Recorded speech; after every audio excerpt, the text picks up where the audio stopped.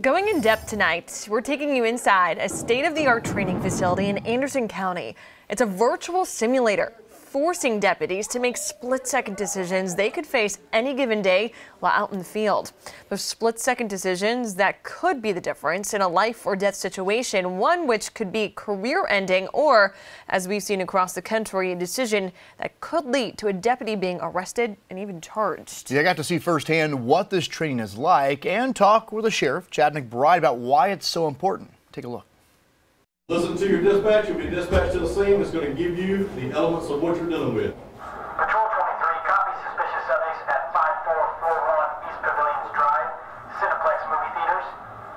The manager is reporting several white male subjects entered the movie theater wearing camouflage jackets, acting suspicious. There's so many different scenarios that this system will generate and teach these deputies as they're going through the course of how to handle a situation. It may be something that they're able to de-escalate by talking the person down or the individual down in the scenario, or maybe something where they have no other choice to resort to lethal force. Scenarios forcing deputies to make split-second decisions. Please think about what you're doing. When you have less than a second to make that decision and process that decision in your mind, people are capable of making mistakes. Mistakes that can cost lives, end careers, or lead to a deputy being charged. There's those small chances, as y'all saw today, going through the scenario yourself, where you can make a wrong split-second decision and it changes everything. Sheriff McBride's team put us in an active shooter scenario. It's controlled by one deputy at a computer who can change the situation in a matter of seconds based on how we respond to the situation. One of the craziest things from my experience, the hesitancy to shoot. Something Sheriff McBride says they see with their own deputies. He says while sometimes lethal force is necessary, it's also a tool to teach de-escalation.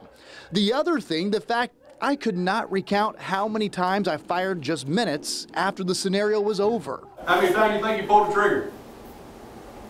3. 1, 2, 3, 4, 5, 6, 7, 8, 9, 10, 11, 12, 13, 14, 15 times.